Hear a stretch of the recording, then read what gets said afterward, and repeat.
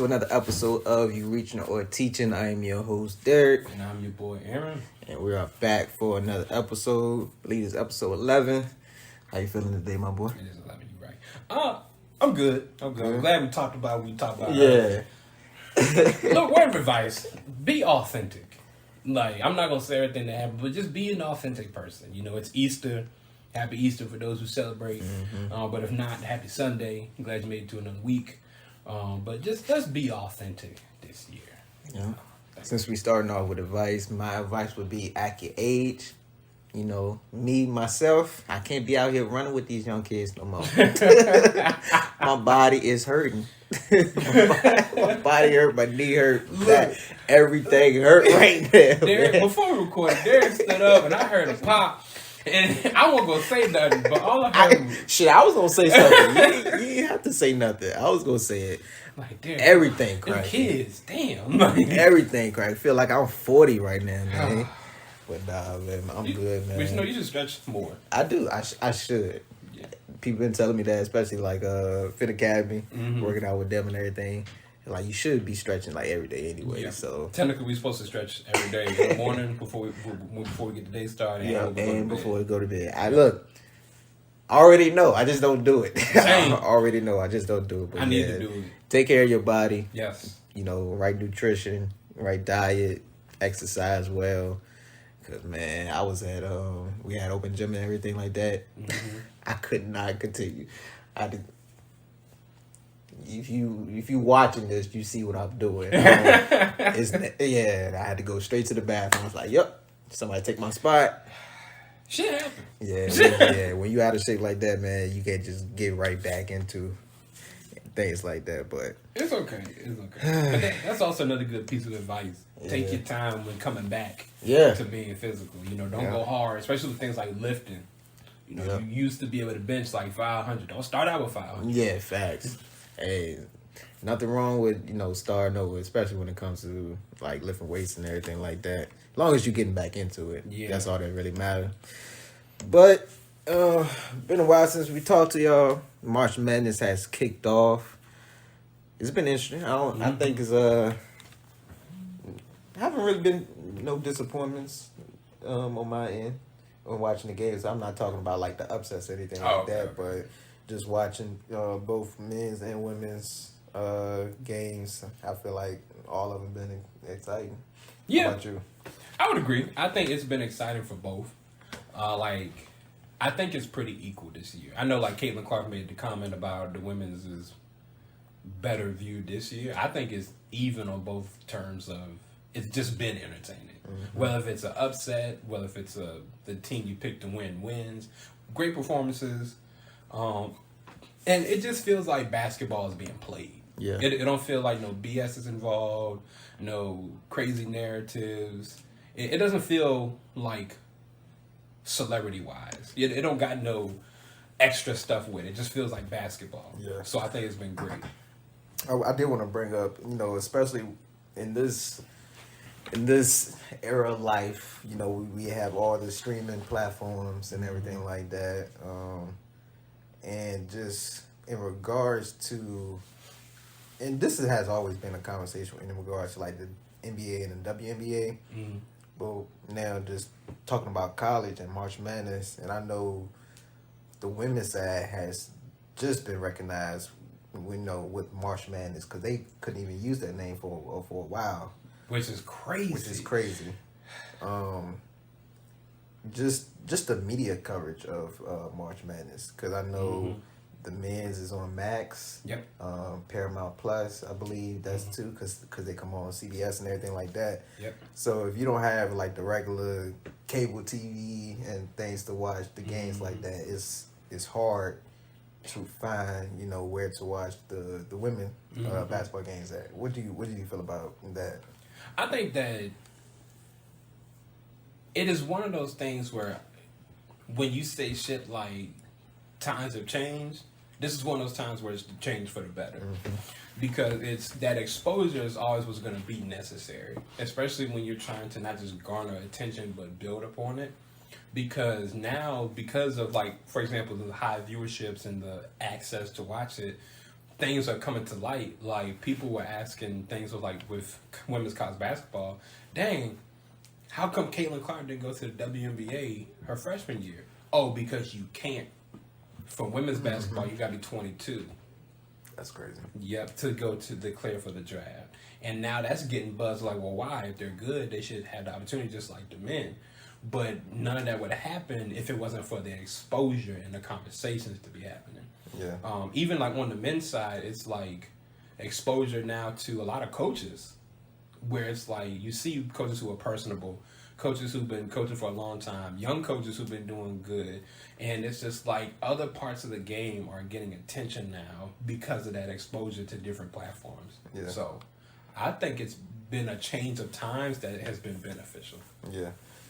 Yeah, I think it's heading into the right direction. Yeah. In regards to the coverage of women's sports, especially since last year with the numbers that they did in the championship game, and I'm sure that's probably going to be even more. Yeah. This year, especially with the Elite Eight that's happening, and we'll get into that later too. Mm-hmm. But it's definitely a lot of great matchups on that side of the basketball, and even with the men's, like I would say one thing about the men's. On just like that one region, I had UConn going to the Final Four. Okay. Right, but I just feel like it was kind of easy. Like their region was way easier. Yeah. Than the rest of the number ones. Yep. In the bracket. So no disrespect to them. I think they would have still went to the Final Four, regardless. But it wasn't necessarily a challenge for them. Yeah. Throughout the tournament. And that's fair to acknowledge that it's been a challenge. Like, it has not been a challenge because like, at the end of the day, you still got to play. Yeah. And they played, and they just kicked people's asses. Like, that happened.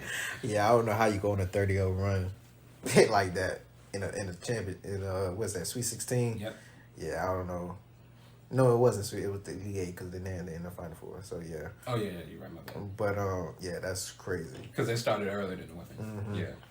Yeah, that's usually how it be. So they won't like the championship game won't conflict with each other. Yep. But overall, what you feel? Not just this year, but overall, like what makes March Madness special? For you, in regards to the women's and men's side. I'm gonna say this right here and right now. What makes March Madness special for me is seeing UNC go. Like, I'm gonna be biased, like seeing us go. Man, that makes me happy. UNC messed me up, man. It messed a lot of people up. I had them winning in one of my brackets, man. My main one, I should say, my main bracket. I had them winning. I feel that. But besides that biased answer, I think I'm gonna go back to what I said earlier. It just feels like basketball. Like it's not like the playoffs with the NBA where it's just like, can LeBron get number 5? Will Curry save the day again? Like, is KD's rings count? It's just like, we don't worry about none of that. It's just basketball. Yeah. No one's thinking about dude who gonna transfer next semester. No one's worried about Shawty who got an NIL deal.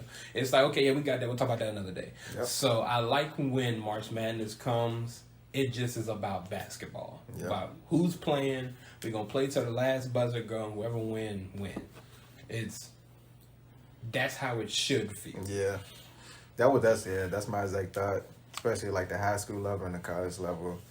It's similar to what you said. It's like with the NBA, with professional basketball, I think even though we into the games and everything like that with your favorite team, but now when you add the gambling aspect to it, the betting aspect to the game. Sometimes I'm guilty of it sometimes, but I had to stop like with the FanDuel stuff. Even though I wasn't like betting a lot of money or anything like that, but it just took away from how I watched the game. Now it's like, bro, why shoot a 3? Like I need a 3. I need 2 of them by the end of the game. Yep. You had 17 points in the first half. You couldn't give me 20. Like now watching the game in a different in a different lens, and it's taken away, from the pureness of the game. So when you talk about this March Madness, it's just good to see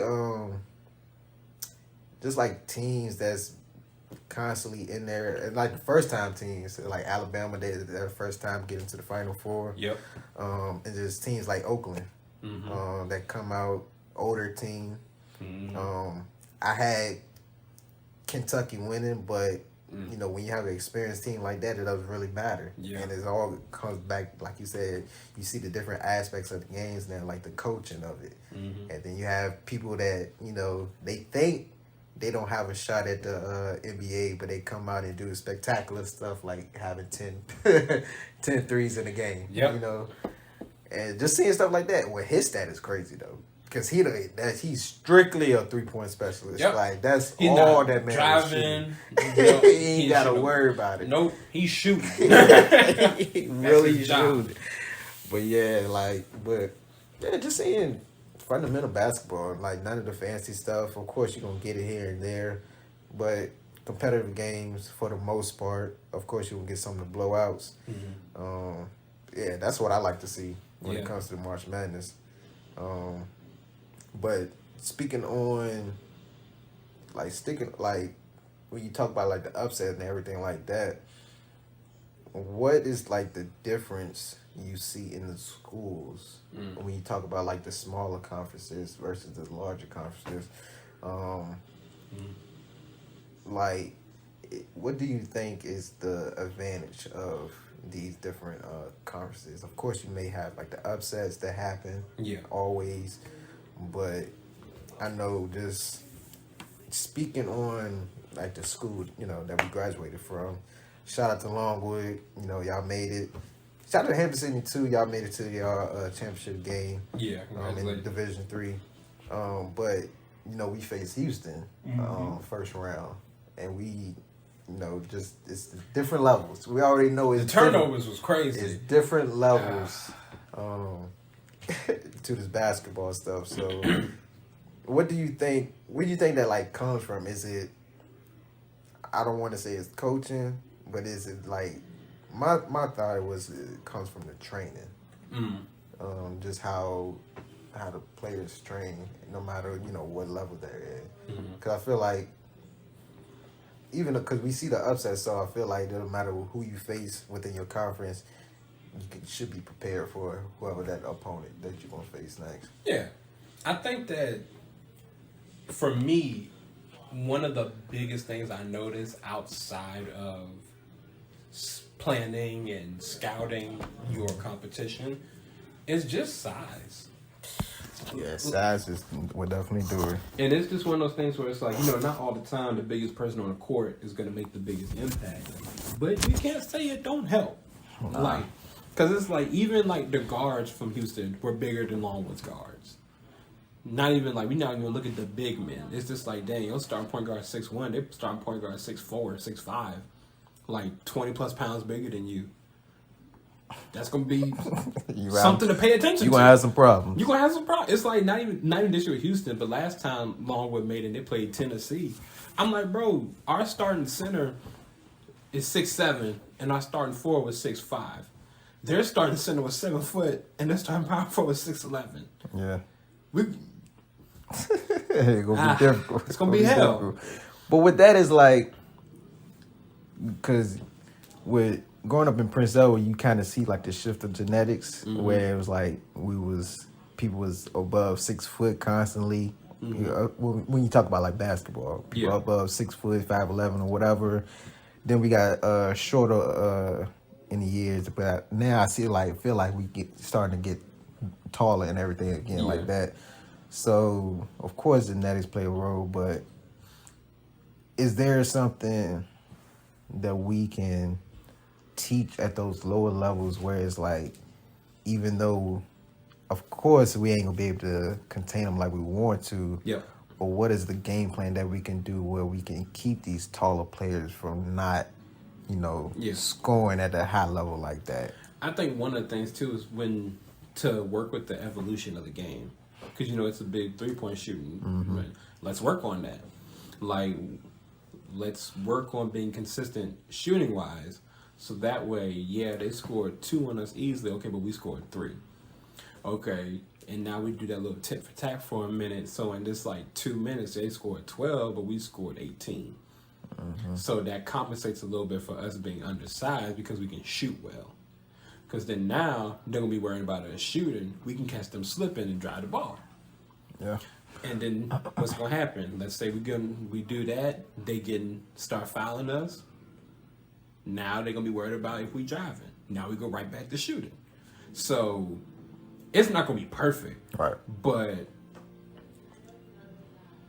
allowing younger people to not just be Steph Curry and want to shoot from half court, but the consistency to shoot, I think can be a big help when going against bigger teams. Yeah. But I think also one is just being realistic. Like sometimes you will have people that are bigger than you that will not necessarily just use that to their advantage, but they'll underestimate you. Like you got to figure out ways to be smart. Like instead of trying to like go up in their face and get the block, go get it from behind. Like they try to come around and swing, get that layup, boom, right there out their hand because they weren't thinking about you. Yeah. Things like that. Because it's like you look at NBA players like Al Horford. Al Horford's not the most athletic guy for someone who's 6'11", but a lot of his blocks are from behind you. Or like when you try to like pump fake up and go back up, he'll come back around and get you, working on that timing. So that's like if you're a big person down there, that can be something that can help too. It's just a lot of small details is basically what I'm saying. Yeah. That can help when you have those situations happen. Yeah. Because a lot of times when you're younger and you have the bigger team, you're already defeated. It's like, damn, everybody on that team is tall, it's over. Facts. But you don't look at some things too, like, okay, they're bigger, but they're slower. It's slower, yeah. Okay, they're bigger, but it's crazy. They don't rebound well. That's very crazy that a tall team doesn't rebound well. But why don't they do it? Oh, they're not boxing out. Boxing out, yep. Yep, so... Ball watching. They just lazy. That happens. So it's like, that's when scouting is very important. Like I said, the small details of like, okay, their whole team is bigger than ours. But every time a team has 10 plus more rebounds than them, they lose. Yeah. That's our goal. If we can out-rebound them by 10 or more rebounds, we can get the game. Things like that. Yeah. So just gotta strategize. Yep. Every single game. See who your opponent is. Actually, like I know colleges do it, but you know, just looking at the opponent, actually scouting every single individual or every single individual that plays significant minutes for that team, and just looking at their strengths, their weaknesses. How we're gonna play defense on them? Are we gonna double them? If we do double them, are we switching? Just different things like that. So IQ definitely comes into play. I guess when it comes to the basketball you've seen, what the games you've seen this far in the tournament, are you impressed with like their IQ level? Because I know it was, watching Gil's Arena. They had conversations in regards to it, and not just that. LeBron's first episode that him and Jay Wright, but they was talking about just the players' IQ, and if we want to play to this side, some players don't even know how to reverse it and run it on the other side. They have to have a coach actually draw the play up to the other side so they know. So just watching like the basketball now, have you seen like high like IQ basketball? Because I know I was watching. It was Grand Canyon, that last game that they lost. I forgot who they was playing, but man, they had a shot. I don't know dude's name, but he was one of their key players on the team. But like they only had 5 assists the whole game. They only had 5 assists the whole game, and they was just playing. It was way different from their previous game, but the game that they lost in, it was just mainly one-on-one basketball. And another thing I hate seeing, you see it at kind of all levels now because, like you said, it's a different time that we live in. Yeah. If we're on a fast break, especially like a 3-on-1, even 3-on-2, honestly, why is everybody just go straight to the 3-pointer? Yep. It's like, I've got the ball in the middle. Because I usually, as a guard, keep the ball in the middle. You have the people coming down the lanes, Mm-hmm. and then cut to the basket. Or, I mean, you can have somebody coming down the lane, then you have that last person trailing, stop at the 3-point line. Then you can have those type of options. But if the first two people going to the 3-point, why not? Can we get an easy basket first? Yep. So just seeing stuff like that, and then players just doing one-on-one basketball for the most part. That's the stuff I hate seeing. Yeah. What type of IQ basketball have you been seeing this far? I would say that I've seen more high IQ from the women's side. Of course. I've seen it more from the women. But I think it's been better this year for the men than it has been. Because if you go look at the tournaments, I think for me between 2018 to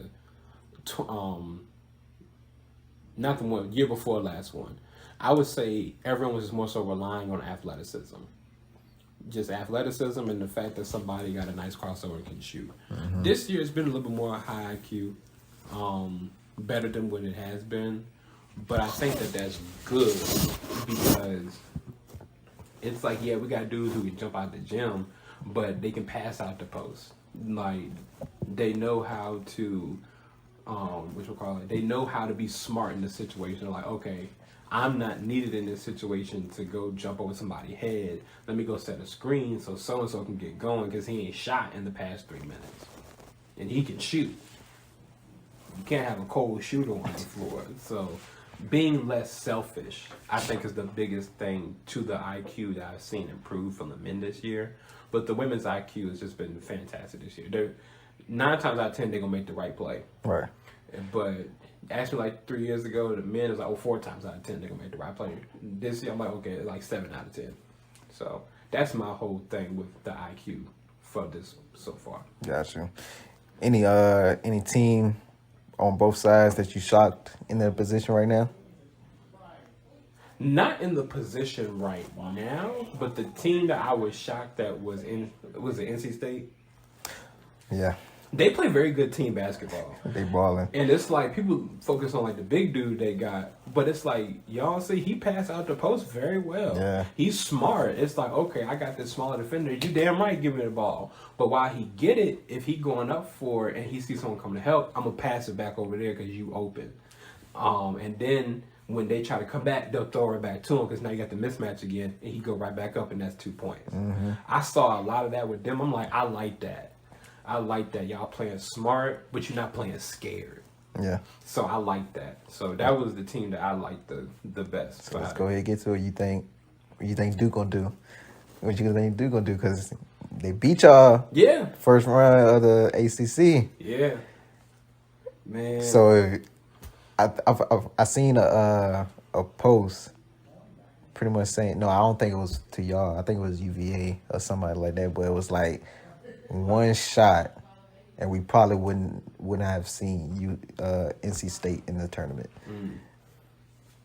That's crazy to think about too. It is, because someone gave a suggestion, and it was the regular season champs should be in the tournament automatically, even if they don't win the tournament, the conference tournament. Mm-hmm. And so there was at least 2 people from every conference should be in March Madness. Mm. And I kind of see their point, especially if you in a weak conference, lower conference, and you go and you only lose 3 games in that whole season, but your conference is weak. Yep. And let's just say you lose your conference tournament. You might not get a bid. You might not get a bid in the March Madness. So I kind of get that point. But at the same time, it's when you look at the ACC, mm-hmm. ACC has always been a great conference, especially when you talk about basketball. Yep. Duke is always in there. UNC is always in there. NC State really has always been a good team for the last couple of years. Yep. Who else? Clemson. You see what they've done. Mm-hmm. Even sometimes Georgia Tech is still in the ACC, right? Yeah, I believe so. Sometimes they have good seasons as well. So ACC has always been that type of conference where I feel I don't care if it's 4 people out of that conference that gets in. Yeah. What you think about that? That's one of those things where it's like partially I just sit back and watch, but I also think part of me is this, like, it's tough because what if we better than that team? Because then now it's like, okay, now you're just picking a name and you're not picking the team. Like, okay, we had a season and out of, I forget how many games college played for like day record. Was it 25, 30? Dang, I'm blanking. Let's say, okay, my small school and UNC, we both for the season, we played 35 games. And out of 35 games, we were 20 and 15, but UNC, y'all only won 18. So we won 2 more games than y'all. I think we should get a bid over y'all. But it's also one of those things, too, where it's like, okay, we had the better record, but we lost the tournament to the team who just upset us. Should we still go? If we looking at record, we technically should still go. Should, yeah. But if we're just predicating it on the winner, then record don't matter. So we got to redo and look at this whole thing differently. Yeah. That is true, because it's kind of the definition of March Madness. You're going to always get upsets. You're going to always get upsets. But yeah, back to you. But that's just it's Duke winning. It's Duke winning? It's Duke winning. Because I think y'all play today, right? I'm a UNC fan. I thought you was a Duke fan. No, I'm a UNC fan, but I've been watching Duke basketball just because they've been pretty interesting. Okay, got you. Are they winning today? I don't think they're winning today, but they're not going to get beat. Okay. They're not going to get beat, but they're not winning today. They lose. Yeah, I had them. They lose by like 6, 7 points. Because honestly, I didn't have them. Did I have Duke in the Elite 8? I'm going to have to go back and look at my bracket. I don't think I did, though. But I do got them losing today. Definitely. Yeah, they going to lose, but they're not going to get beat. So I didn't. Yeah, they do play today at 5. I didn't really look into the Ice Cube thing. I just pretty much seen the headline of it and just see people commenting on it. Not sure if you looked into I did. to it and everything like that. Can you like kind of expand on like the offer and everything? So that comes with it? basically, Ice Cube offered Caitlin Clark, I think it was either $3 million or $5 million. It was 5. It was 5 to Yeah. play in. I think it was 8 games. Yeah. Just 8 games To play in the Big 3. Now, a lot of comments that I saw, I'll just say this here, just because 2024 is the year of truth. I think people just don't like it because it's Caitlin Clark. Like, had this been Angel Reese, Floje, the one girl who signed with Steph from South Carolina. Oh, I know you're talking about. Yeah. Malaysia? Malaysia. The freshman, yeah. Paige Buchers. Had it been, or Juju, had it been one of them, it would have been celebrated. Yeah. But the fact that it was Caitlin Clark, now it's a bad thing. We know the reason. Yeah. We don't have to go back. We don't got to go back down the road. No. Yeah. I'm not gonna go into it, but I think that just from the surface level aspect of it, it's just business. Yeah. And it's her choice to do it or not. Now, I still think that. I still look at it as, okay, this is Ice Cube trying to strategize to work with the NBA and the WNBA. Because the NBA has rejected him multiple times, and the WNBA, they can't do much. Yeah. So I think that's what this was, because she's declaring for the draft. She's more than likely going to go number 1. This is a good way for her to get paid, him to get paid, his business to grow, and realistically help out another organization. So the only thing that's, I don't want to say bad, but the only thing that is not a win in the situation is she says no. Yeah. That's it. So I think that it was interesting. Some people out here saying that it was fake. He really didn't offer her it. But if you own a business, you got the right to expand how you want to expand. Yeah. So. Yeah, I think seeing it at first, I was like, that's what's up. I really didn't. I can see the move. I can see the business move. Yeah. And with the salary that they get in WNBA, it's not going to be anywhere near $5 million for 8 games. Yeah. So, but I also was like, for her sport, she's physical even at her size. Yeah. But I don't know if she gonna, especially if they actually gonna play defense. Yeah, it ain't gonna work out like you think it is. Key. Yeah. But I see the play though, and then it also made me think if I didn't want to say it because it is Cube, and I think he's big on integrity and everything like that. But I hope it wasn't just a attention. Yeah, I hope it wasn't just a attention. I hope it wasn't an attention thing, just because of how how big her name is in the sport at the moment. But just hearing people comments about it, I'm like, when are we gonna stop? Like, why can't people separate, like, us doing something? Because how you saying you was like, if it was injuries, Juju, anybody else, it'd be cool. So people need to stop looking out for each other and actually, do good business. Like that's gonna be two different things. Because when you see Caitlin Clark, one, her name is big. She's already in like one or two commercials currently. State Farm. Yeah. So, yeah, with State Farm, and it's just the best move. Of course you can get Angel Reese. Yeah. And it's that's probably the only one maybe. Juju haven't showed her personality a lot yet, so No, we still gotta we just still gotta see her play more and get her more in the media. Yeah. But when you talk about just strictly business, Caitlin Clark is the best. It's best option to go with. But if she's able to do it, I say go for it. Yeah. And if the WNBA allows her to do it, I say go for it. It's just 8 games. Yep. It's not going to conflict with the season. Yes. I think it's within the season, but it's like, nah. Yeah. I think she'll be fine. I think she can work around the schedule and be able to play those games if she wanted to play. Yeah. Yeah, I didn't have a problem with it. Yeah. I didn't have a problem with it at all. The main fair thing that I've heard from that situation is Cube, instead of like doing that, because it's like right now, I don't think the NBA ever going to do anything with him. I don't. No. Because they see everything as a competition. Yeah. Competition. Yeah, it's a competition. They don't want to help the competition. And, what was I going to say? And it's also the big three, like with that offer, people were like, how come you don't do that? Get that for Dwight Howard, Isaiah Thomas, John Wall, like those players who are technically NBA free agents. Why don't you help them out? But then it's like that's a fair thing to want him to look out for other like athletes who are trying to get back into the league. But do they want to do that?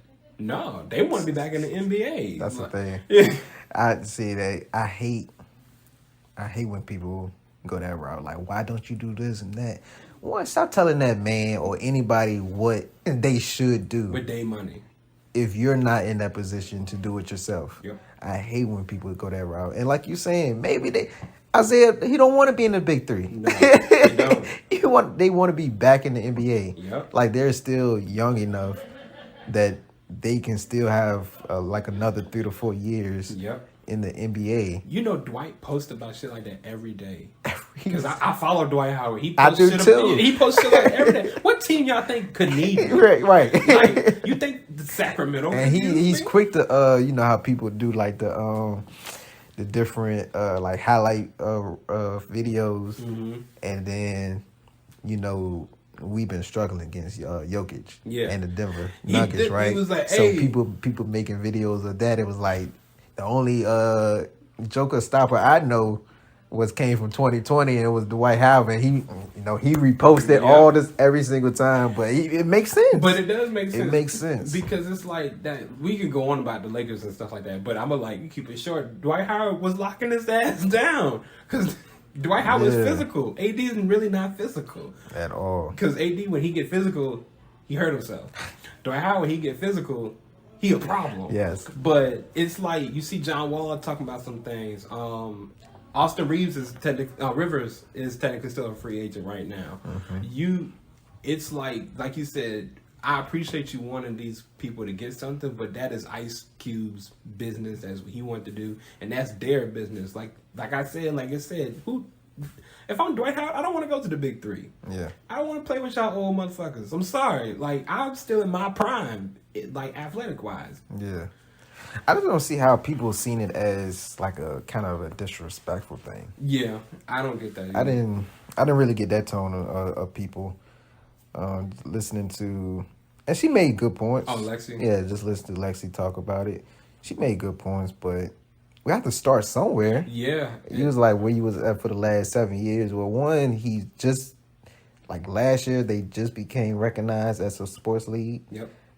So it takes time. The NBA takes didn't time. start really making money till year 25. Yeah. So, so I didn't. Probably not even that. Like, Yeah. Yeah, probably not. The NBA, actually, I would say the NBA didn't really start making money until like the 80s. Yes. I say the 90s. I say after they really, after like the Dream Team happened, after they like became global across the world. Yeah, I say like middle 90s, honestly, when the money, like good money, really started coming in. I feel that. I wouldn't disagree with that. So, like you said, things take time, and it's just like people, when it comes to not just money in general, but sports, we got to stop thinking that just because you got money, you can make some shit happen. Like, there's guidelines, there's people you got to talk to, things you got to coordinate. Like, Mark Cuban, I love him as an owner. Yeah. But he can't just go, yeah, give me KD. No. Like, I got the money. Cool. Wonderful. We got money too. Like, what make your money better than our money? Exactly. Like, and it's just like it's a process. It is a process. And that's just like, and this is not basketball. And we may start throwing in some other sports in here and there down the road. But it's like with boxing too. Like people, and this is how I know, like I'm just getting back into boxing probably in like the last year or so. And just seeing people commenting, ooh, you see it? But just seeing people talk about like the different matchups that they want to see in boxing, and it's always the same people, right? They Jake Paul, Canelo, it's always Mayweather. It's always the same people, and like you're saying, it's a process to get these fights. You got to go through the promoter and everything like that. You got to make sure the splits are good for each individual. And, you know, it's a business. It is, and people just be talking like, "Oh, why you don't fight this person next?" It's not that simple. No. Why don't we listen to the people that's actually playing the sport? Yep. Why don't we listen to the people that's that's a great actually segue playing? for the LeBron. That's a great segue. I swear to God. You know, why don't we listen to these people? Like, they are the ones in this profession. They telling us how things going, but we don't listen. We just want to see this and that happen. Yeah. How about you get the money? Yep. You get the business, and then you go do that. Yep. Because we live in, and I'm not trying to be too my podcasting. Check out Woke, but people are so microwavy. They want it now. Talk about it. But it's like, y'all know that a fight can take up to a year to happen, right? Because you got to get the contracts right. We got to figure out where we're going to do it. Is the venue going to be open that day? Like, that's why USC's smart to have everything in Vegas. Nah, that's facts. With boxing, we can be in Vegas, we can be in Miami, we can be in New York. Like, it depends. Because it's like, these places are busy during the year. It ain't cheap to, hey, can we have a fight in Madison Square Garden Friday night, October 3rd? The Knicks got a home game. Damn. Where we go next? Check Miami. Oh, okay. Damn. He got a game. Like, it's a process. Then it's like the other thing too, training. I'm about to say, it can't be like 6 weeks minimum. Like, and then you got some people who want longer. Like, no, he want 2 months to train. I only need a month. Cool. We're going to give y'all each 3. Right. Because look, what it is, March now. Javante Davis fight in 3 months. Yep. Like, come on now. And his last fight was a year ago. That's what I'm saying. Like, see, I'm not just crazy. I know this shit. But Yeah, like these things take time, but what did they do during that whole year? You promoting, and Yep. things is happening. So it's people gotta understand shit takes time. Yeah, That's it. that's it. But we're going to go into the game picks, but it's going to be March Madness edition. Okay. So last time, the last picks was from March 12th through 14th. Aaron, we had a rough time. I know. You had a rough time. My record was 9-6-1, and you was 3-12-1. It was so. It's okay. I'm sorry, man. You know, things happen. Things happen, man. Things happen. But for this, for these picks, it's going to be for the men's Final Four as well as the women's Final Four. So, we'll start with the men's. Currently, right now, Alabama and UConn is in the Final Four. They will face each other. And then tonight, we record on a Sunday, as y'all know. Mm-hmm. So, Tennessee is playing Purdue, and NC State is playing Duke. So, who you got winning between Tennessee and Purdue? Purdue. They can't stop Zach, bro. They can't stop that man. Like, he's just too good. His footwork is amazing. He crashes the boards. He's so physical. And he does so much damage down there that you forget there's other people out there on the court. Like, damn, they triple teaming him. Oh, shoot. They got someone who can shoot 3. Oh, dang, they on a fast break. Where's he at? Where's his big ass at? You ain't worried about the person in the corner who made 3 of their last 4. That's facts. So he's similar to like the guy, the tall guy from UConn. Yep. That center that they got. Big boys. That's what big boys. It's when you're playing Purdue this season, it's not even like basketball, it's psychological. Because it's like, okay, how do we contain him? You don't. It's the same thing with like someone like in the NBA, like Giannis or KD. You really can't contain them. They can only beat themselves. Facts. So you better pray this is his off night. That's just it. That's facts. So you got Purdue, and then we already talked about NC State and Duke. We're going NC State. NC State after that. I had just the way they've been playing. I had Tennessee upsetting Duke. That's fair. Purdue. But that's fair to say I because had they've been them balling. upsetting. They've been playing good basketball this tournament. So I definitely had them upsetting Purdue. So in my case it would be Alabama, UConn, Tennessee, NC State, Final Four. I would have UConn over Alabama. Yeah. And then I would have I agree. man. Just the way I'm gonna stick with it. I'm gonna say Tennessee over NC State, and then I would have UConn winning in the championship over Tennessee. Okay. In your case, it's Alabama, UConn, then Purdue and NC State. So who you have winning between UConn and Alabama? I'm going to go with Alabama, actually. I'm going to go with Alabama. Something about that team, man. So I'm just going to leave it there. I'm going to go with I don't care about nothing but the Tide, baby. Right. Roll Tide. Roll Tide. I don't give a piss about nothing but the Tide. Cool. So who you have between Purdue and NC State? Purdue. Purdue. Yeah, we're going Purdue. So who you have winning the championship? Alabama or Purdue? Purdue. Cool. So you got Purdue winning the championship. I have Purdue winning the whole thing ever since March Madness happened. I had this day year. Nice. Make sure y'all bet the under for today with Alabama. I mean, not Alabama, with NC State beating Duke. Cool. All right, so y'all here now. So I got UConn winning the championship. Aaron got Purdue winning the championship. So moving on to the women's Final Four. The Elite Eight. It's stacked. This is going to be better than the men's. You have first game is Oregon State and South Carolina. Then you have NC State. Shout out to NC State, man. Versus Texas. And then you have LSU versus Iowa. And you have UConn and USC. Okay. So, Well, I know mine. I would have South Carolina over Oregon State. Same. I would have Texas over NC State. I'm actually going NC State. I would have I'm picking LSU over Iowa, I'm picking Iowa over LSU. and then I'm picking USC over UConn. I'll rock with you on that one too. Okay.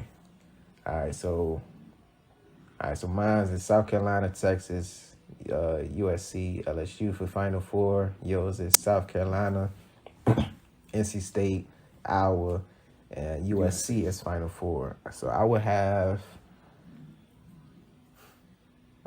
South Carolina over Texas, Same. and then I don't know. I'm a Juju fan. I'm putting USC over LSU, Okay. and then I'm having South Carolina win the championship over USC. Okay. What you are? So you're South Carolina, NC State, And I'm picking Iowa, South. and UConn. So Yeah, so I'm picking South Carolina. South Carolina and Iowa in the championship game. And this is how my brain working because I'm looking at the teams, I'm thinking about the games, I'm like, The thing about Damn. I hate how we because we do it with we do it with the NBA too. yeah, I hate how we just discredit other people. yeah, So even though Caitlin Clark's name is bigger than a lot of pretty much every collegiate player and even probably half professional player Yeah. at this point, is like I hate how people discredit her teammates as well. Yeah. Cause she don't get 15 assists for no reason. For no reason. You know what I'm saying? Like her team gotta come through. Like her team gotta come through and make shots in order for her to get these assists. Like it was like that's why assists is the hardest stat. exactly. So it's like, and I don't know the names. So it was one guard that was like 4 for 5 for 3 the other day, and then I think the light skinned forward, I think her name's like Stokely, maybe. Is it Stokely? I think it's Stokely. Okay. I'm gonna look it up though, just to make sure I don't want to get y'all names wrong. But she's great on the boards. Yeah. I'm going with Iowa. I'm going with Iowa winning. It's just I was torn because the depth at South Carolina is very good. Mm-hmm. But if Caitlin get going, she gonna get going. She could fuck around and get 40. But not even just 40, but like 15 assists and like 9 rebounds. So I'm going Iowa. It's gonna be a competitive game. That's why I got winning it all. Yeah, Iowa winning it all. Now I got Iowa winning it all. Whew, that's I'm doing it. yeah, I hear you. I'm doing it, Derek. I'm doing it. I heard me right. I'm standing on it. What with them winning? What is the key? What is the key to them winning? Iowa winning. Yeah. I think the key to them is not shying away from the physicality of South Carolina. Okay. Meet them where they at. If you can ensure that you go into this knowing... I can't pronounce their names. Like Stokely. Hannah. We gonna Yeah, call you... we're gonna go first name. Hannah. Yeah.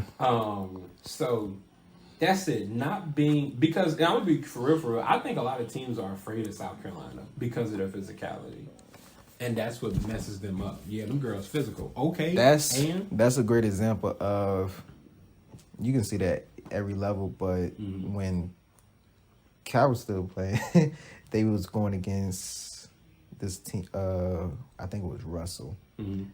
It was the semifinal. Mm-hmm. But they was able to dominate every other team that played like just a strictly fundamental basketball, off defense. Mm-hmm. But when they ran against Russell, they was a more physical team, and they wasn't used to that. Mm-hmm. They was just used to easily driving in the lane, having open shots and everything like that. But when they ran into that physical team, they was like, I don't know what to do. Yep. This ain't comfortable for me. Yep. I don't want to play that. So I get it. Yeah. But I think you go ahead. No, finish that's your I statement. think the 3 biggest things for Iowa to win. Don't be afraid of physicality. Mm-hmm. Make sure that what was I gonna say? Shoot. Make sure that you are making the smart play, because South Carolina will capitalize on a mistake, and then next thing they're on like a 15-2 run. So make sure you're not, like I said earlier, not playing scared, but playing smart. because Iowa does a good job of taking care of the ball anyway, but that ties into the physicality. Don't let the physicality make you make mistakes. But then the third biggest thing is they're gonna double Caitlin. We know that. Like, they're gonna not give her any air to breathe. You all, the rest of the team, just keep doing what you've been doing. Keep playing your role. I would give Iowa this. They don't get down on themselves. You know, you missed 3 shots. Fuck it, I missed 3 shots. Right. I'm gonna come back. Those are the biggest things. Be confident. Don't be scared of physicality, and don't let the physicality make you make mistakes. That's how you can win. Not beat these girls, but that's how you can win. Yeah. Looking at that matchup, that's an interesting one.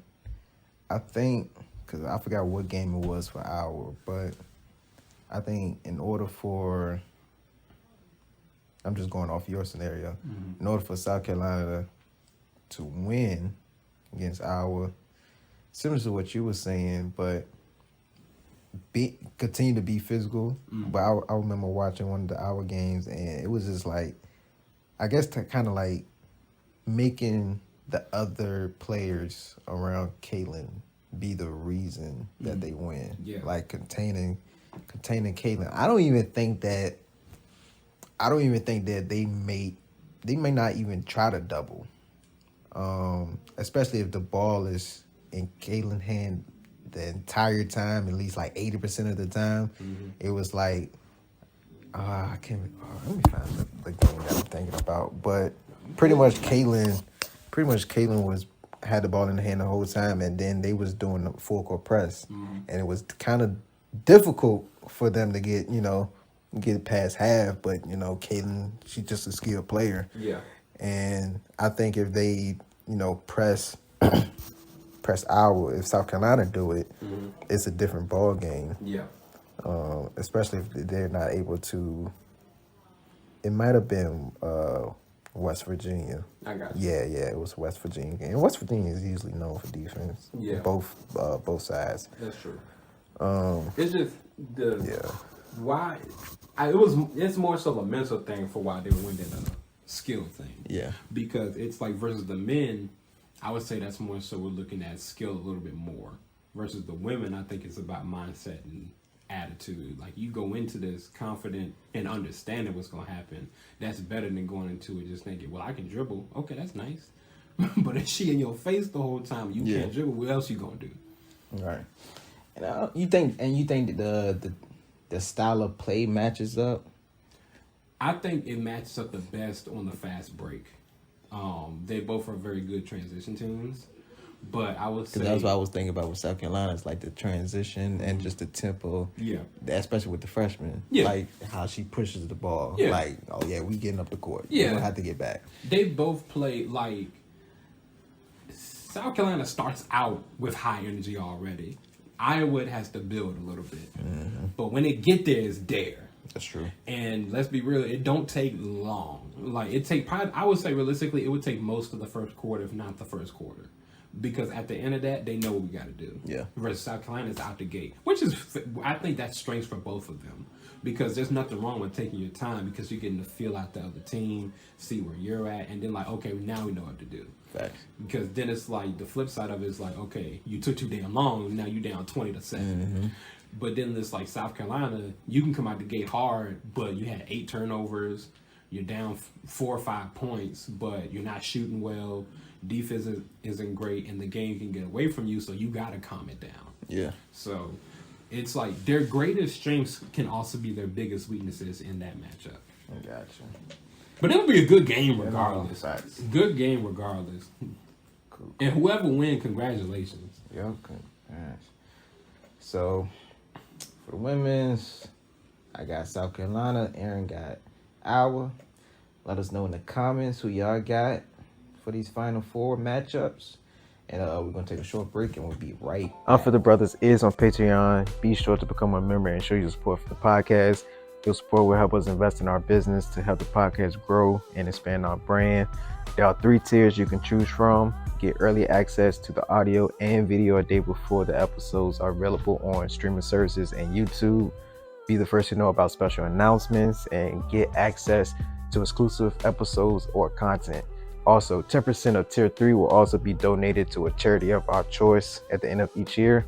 So thank you in advance. Now back to the episode. And welcome back to your regional teaching. So started the first half strictly, college hoops, March Madness.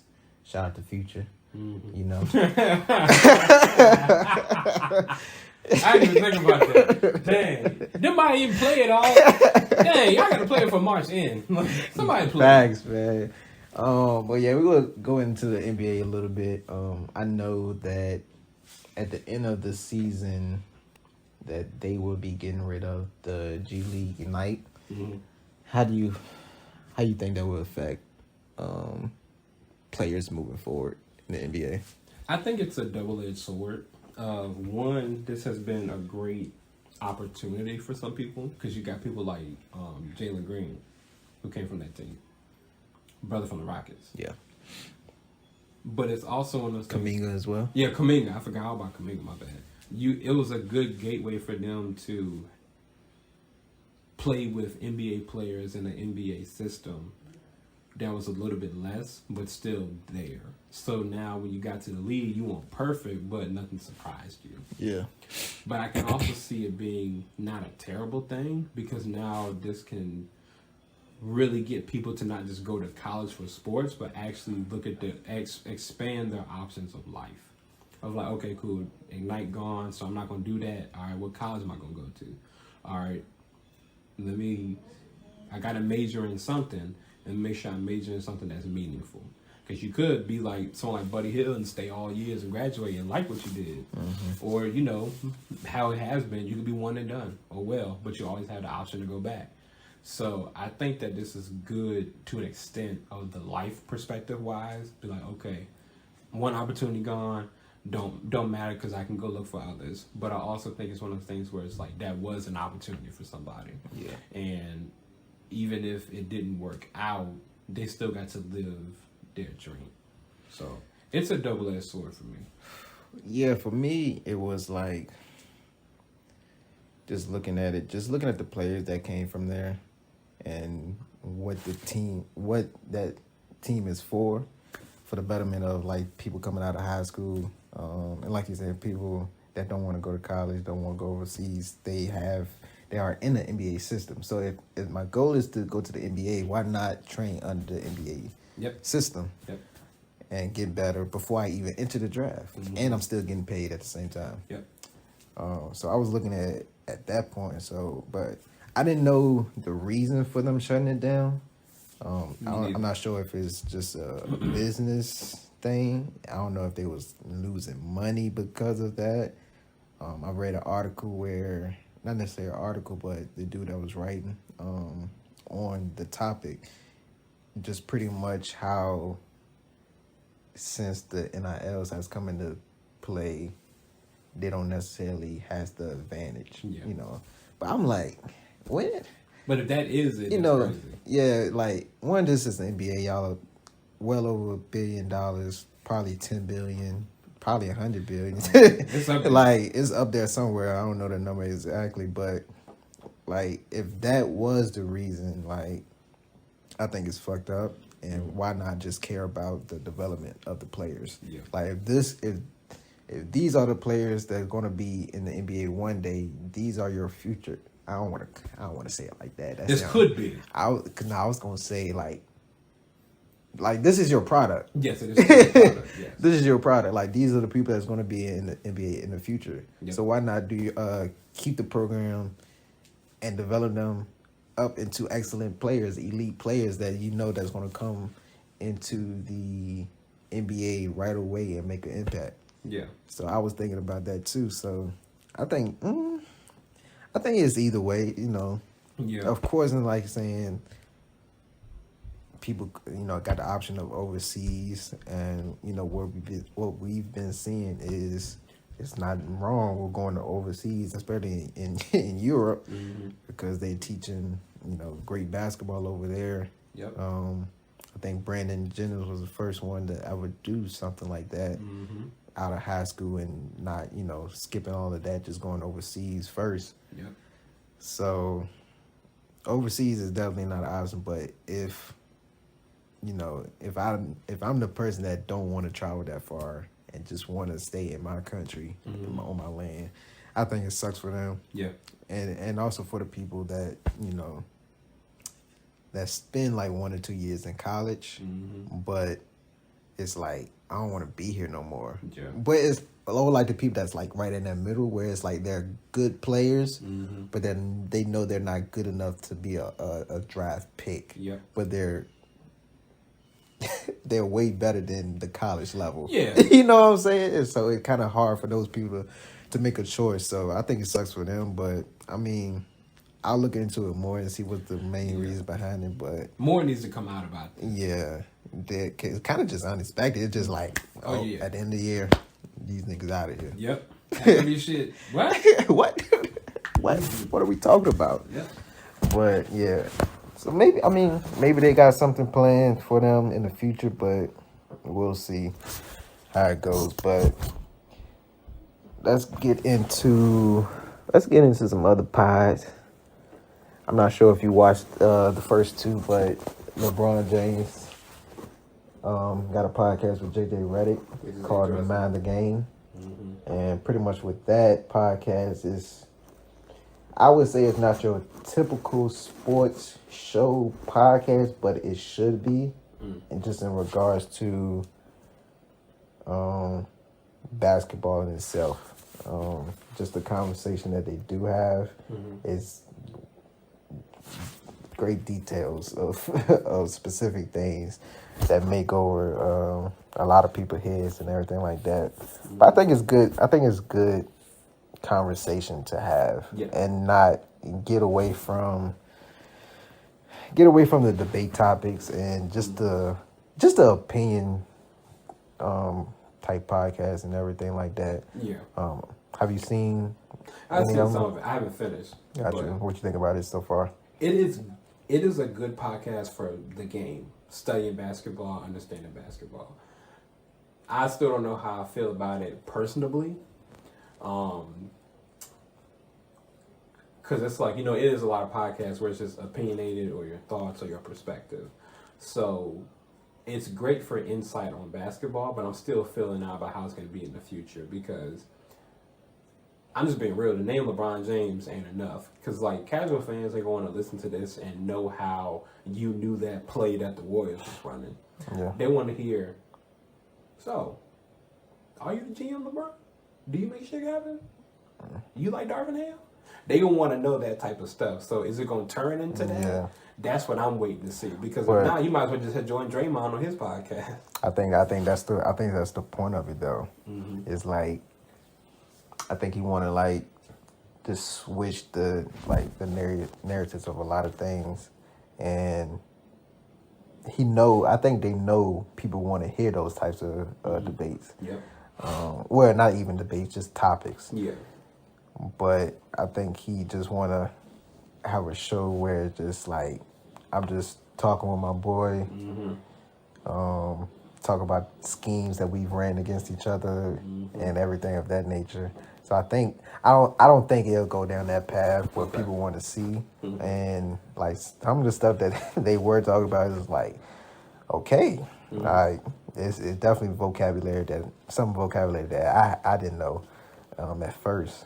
So it's definitely gonna be like an educational type thing, but it's gonna be like just the level of intelligence that he is speaking of. It may go over a lot of people's heads because it's at the highest level, and everything like that. So he may not be able to connect with the younger audience if he don't include some of those topics that you're talking about. But I'll be fine if he don't. As well too. So because like I'm saying, it's a whole bunch of content out here. And we'll get into that too. Just what you think about player podcasts. But I think it's good to have a little bit of each. Like if you want to hear this certain conversation, go over there. But if you want to listen to this type of conversation, you come over here and watch it. So I thought the first two, I need to watch it like this, like you said. I need to watch like the second one. I watched some of it, But I thought the first one was good and everything like that, and just him talking about. I think it was on the first one. He was just talking about how kind of like what it takes to be great, and what I think one thing that stood out, he was like, you got to be very disciplined, and like when you discipline to that extent, you may have to sacrifice like loved ones. Yeah. So kind of like, I would love like hearing like Kobe interviews and everything like that when he's talking about his work ethic and everything like that, just how much he's in the gym and how little time he's able to spend with his family, but then he was able to retire and start spending more time with his family. So it's like just looking in the lens of those elite players at that level and just seeing what they're. I think outside of basketball, I just want to hear more of his day to day. Yeah. I do want to hear that. Like, what is your work ethic? Like, what is your schedule looking like? And what is it different in season versus out of season? Out of season, yeah. I do want to hear like those types of stories as well. Like, or the stories of like you talk about you spend $1 million on your body every single year. Like, okay, what do you actually do to help you stay healthy? Help your body be good in order for you to still play at this high level for this long. Yep. I would definitely like to hear stuff like that. So if they're going that route, because I think it's just that these first two, I'm not sure if they're going to do more after that. But if they do continue forward for several episodes, I would definitely like to hear more of those types of conversations. Same. And even with bringing on people like Draymond, who, even though we know he got personality, he is very smart about the game. Same thing with people like Chris Paul, Mike Conley. I feel like Chris Paul may make a appearance. Yeah. Because they was talking, JJ was saying that like beginning, he was like, they may bring people on like coaches, execs and everything like that with high IQ. So I think Chris Paul would be a good one. Magic Johnson. Magic, yep. I think Pat Riley would be a good one. Because it's like Pat Riley, he was a better businessman than a coach in my opinion. But that man knows the game. So he would be perfect for that show too. So my overall thoughts is it's good for basketball. It's good for knowledge.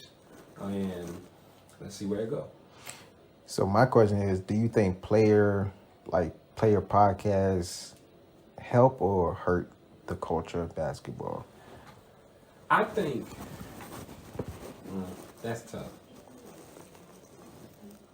That's really tough. It's like in my head, one side it helps because it is giving people more access and making things more personable. Because it's like you look at like Jason and Travis Kelce's podcast. People love that because they bring on Andy Reid, they bring on other players, and it's not just football. It's just like, you remember that one time we got in trouble? Shit, yeah, man. Like, that's fun to hear about y'all as brothers growing up. So, but then you got stuff like Shannon Sharp, where you got people come on and it's like real talk, like, and I love it. I listen to it. It's not just becoming a personal thing. It's talking about controversy.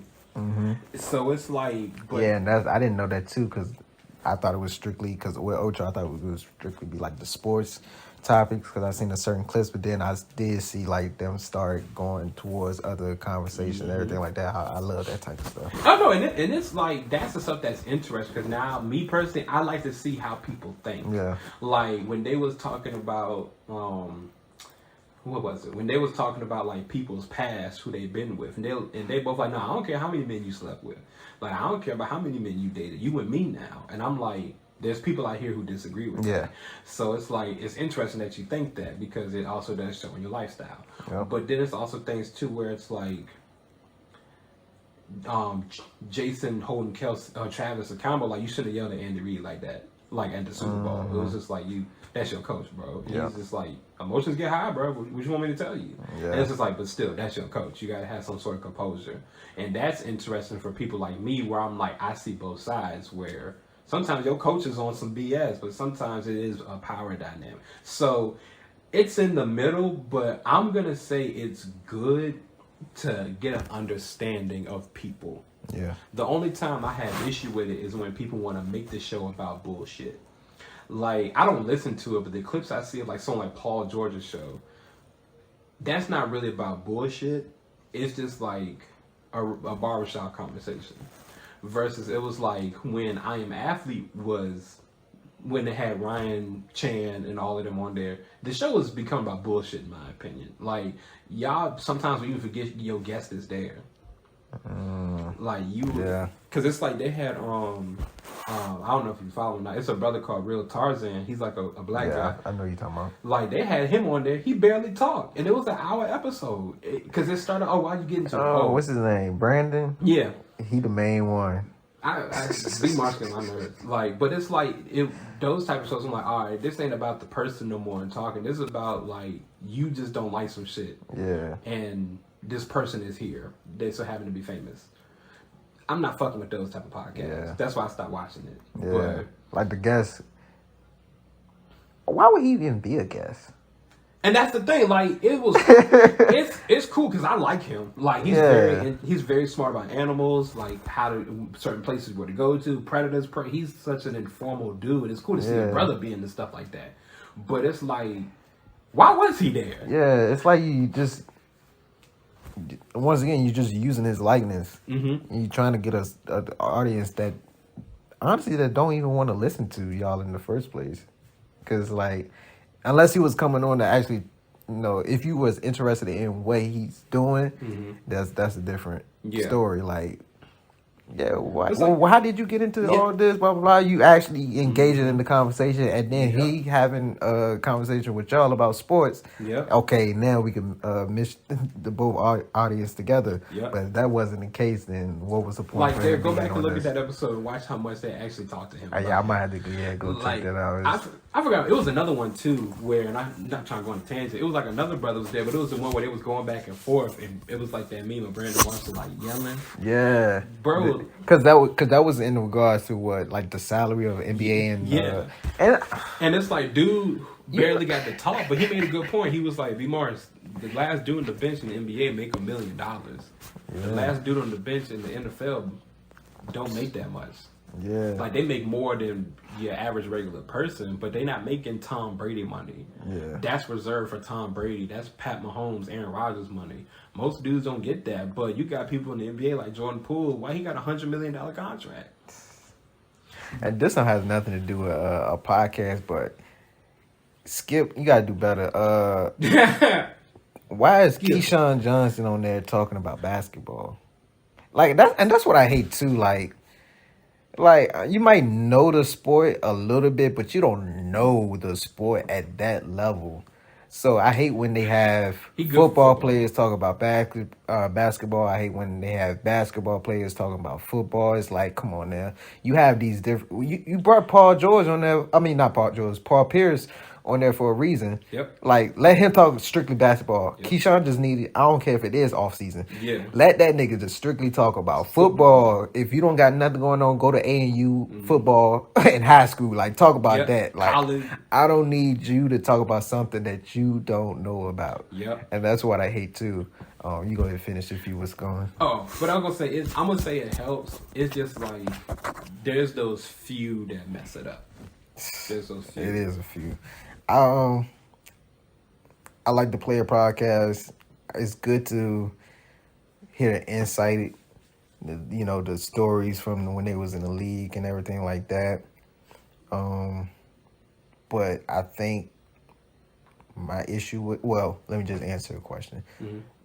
I think it helps it more than hurt the culture. But I think the thing that I hate, don't like, let me stop using hate. I don't really hate. I hate some people, but I don't hate everybody. Hey.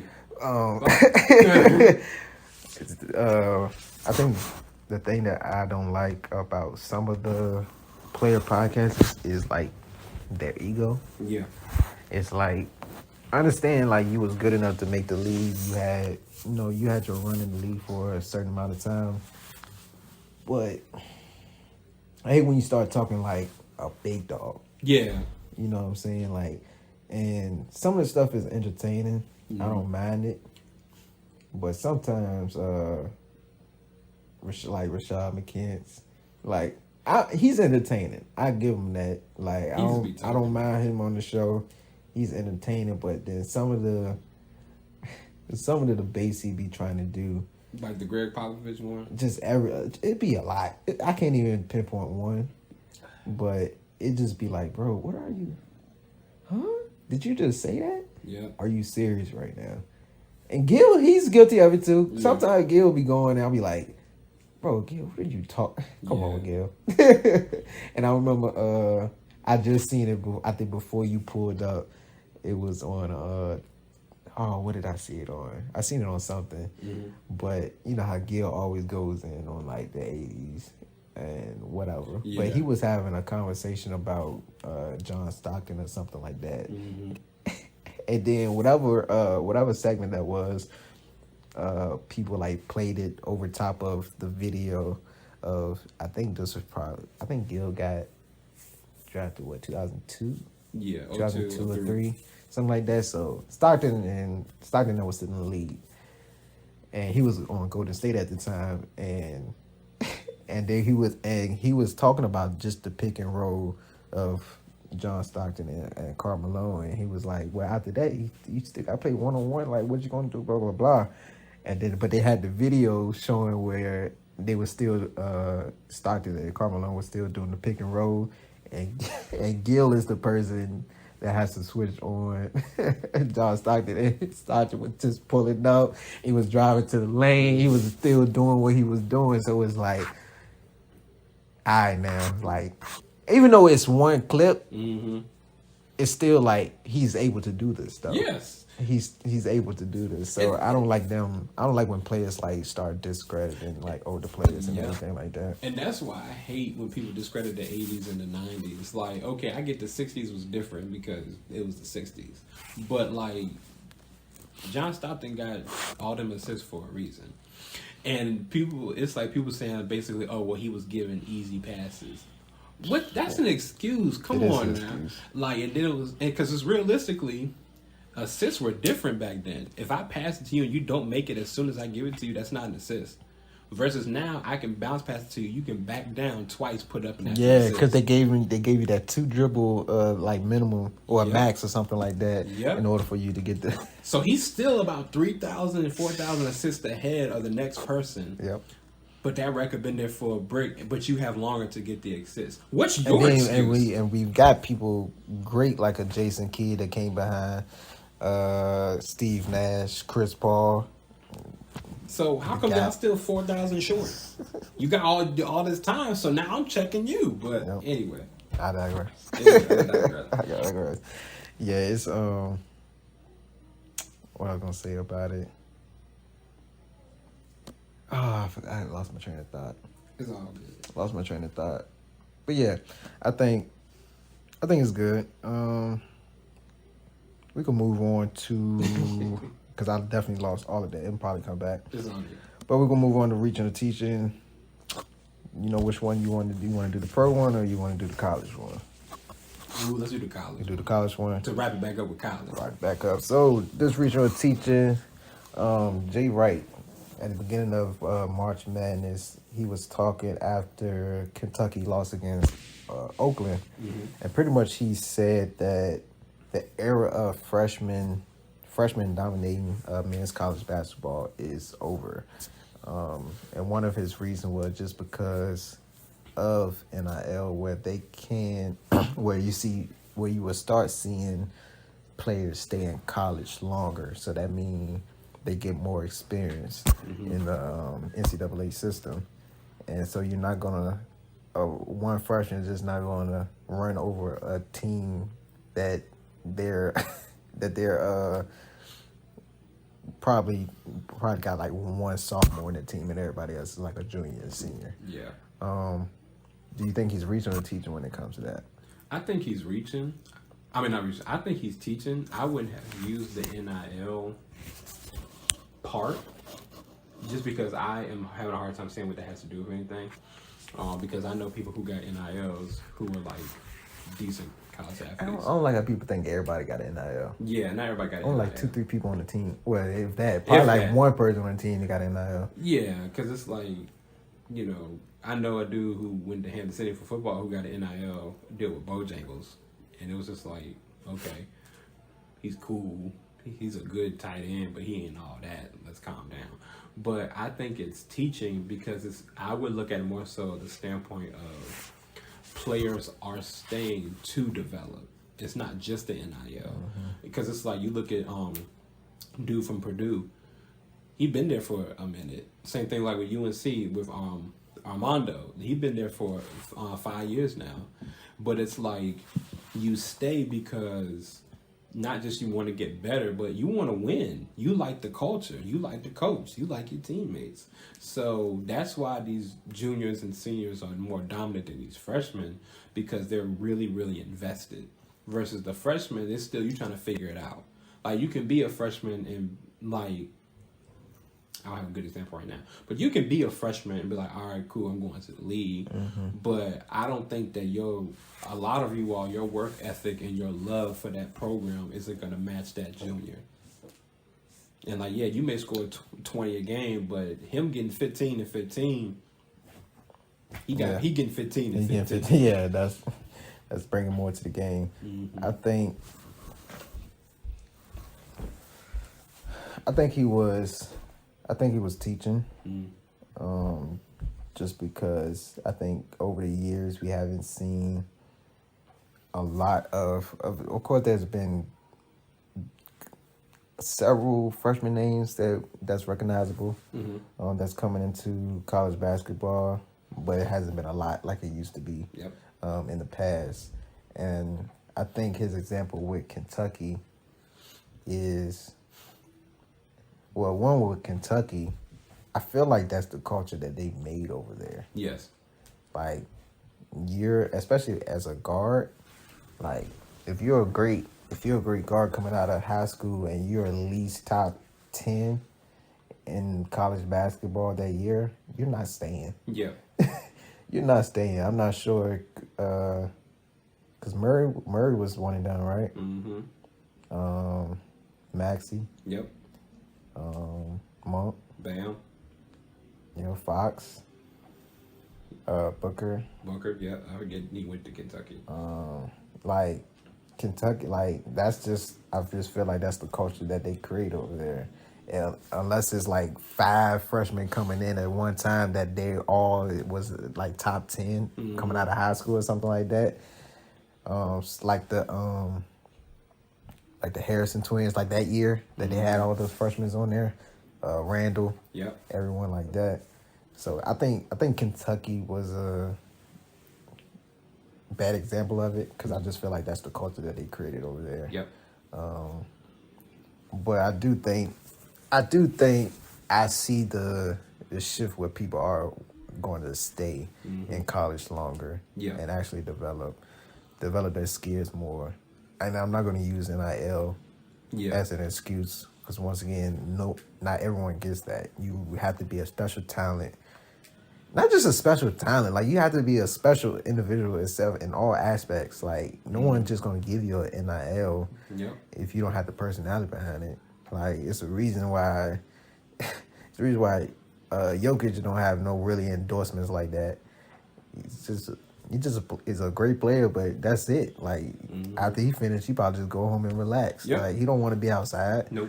So I wouldn't use NIL as an excuse, but I think he's just seeing the tournament now this year.